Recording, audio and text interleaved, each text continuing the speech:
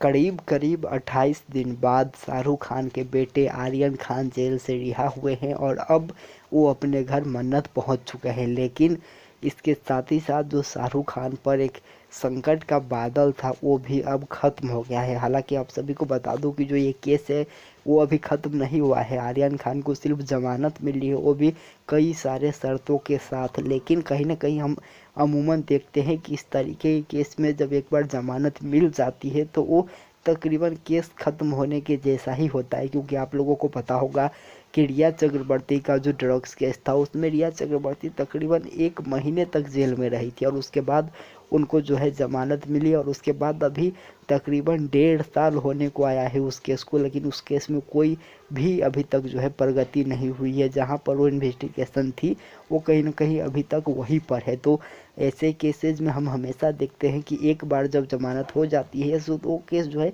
ख़त्म जैसा ही हो जाता है और उसके बाद इन्वेस्टिगेशन चलती है सालों साल तक, लेकिन उसमें कुछ होता हुआ नज़र नहीं आता है। ठीक इसी प्रकार से ये केस भी नज़र आ रहा है, क्योंकि इस केस में हमने देखा है कि एनसीबी ने जिस प्रकार से एक्शंस लिए हैं उस पर बहुत सारे सवाल उठे हैं। क्योंकि जिस प्रकार से एनसीबी ने इसमें कदम उठाए हैं वो सारे कदम भी सवालों के घेरे में है कि क्या वो सभी चीज़ें एनसीबी ने जो है कानून के तहत रह करके किया है या फिर कोई ऐसा भी कदम उठाया गया है जो कि कानून और नियम के विपरीत हो। तो ये बहुत सारे सवालों के घेरे में खुद एनसीबी फंस गया है और कहीं ना कहीं शाहरुख खान की मुसीबत कम हुई है, लेकिन जो समीर वानखेड़े हैं जोनल डायरेक्टर एनसीबी के, उनकी तकलीफ़ें बढ़ती हुई नज़र आ रही है। क्योंकि आप सभी को पता होगा कि उन पर तमाम तरीके के आरोप लगे हैं, उन पर रिश्वत के आरोप लगे हैं, उसमें सेटिंग के आरोप लगे हैं, उगाही के आरोप लगे हैं, ब्लैकमेलिंग के आरोप लगे हैं और कहीं ना कहीं इतना ही नहीं उनकी जात धर्म शादी सब पर सवाल खड़ा हो गया है। और इस सब के बाद जो उन पर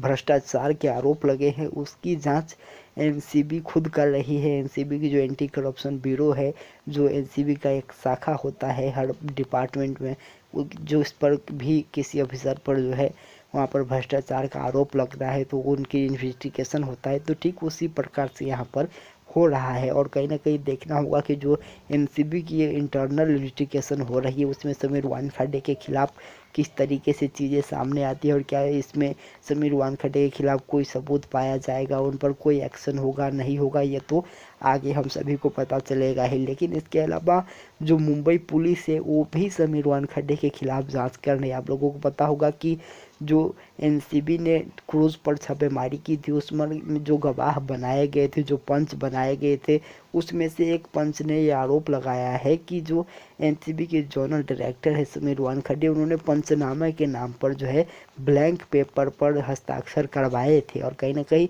उसी मामले में अब जो है मुंबई पुलिस जांच कर रही है। तो मुंबई पुलिस की ओर से भी जोनल डायरेक्टर समीर वानखेड़े के लिए उतना ही मुसीबत सामने आ सकता है और हो सकता है कि मुंबई पुलिस भी इसमें कोई ठोस कदम उठाए आने वाले दिनों में। तो कहीं ना कहीं समीर वानखेड़े की जो मुश्किलें हैं वो बढ़ सकती है आने वाले दिनों में। लेकिन वहीं शाहरुख खान की जो मुसीबतें हैं वो अब ख़त्म हो गई है, वो अब कम हो गई है क्योंकि आर्यन खान आ गए हैं। हालांकि बहुत ही कड़े शर्त है जो कि हाईकोर्ट ने रखे हैं जिसको आर्यन खान को पालना करना होगा, जिसमें बहुत तमाम शर्तें रखी गई है और अगर वो शर्तों की पालना नहीं करते हैं तो हो सकता है कि उनकी ज़मानत रद्द भी हो जाए। तो कहीं ना कहीं समीर वानखेड़े पर जो मुसीबत है वो तो है ही, लेकिन आर्यन खान को भी शर्तें माननी होगी और बहुत ही कड़े शर्त है।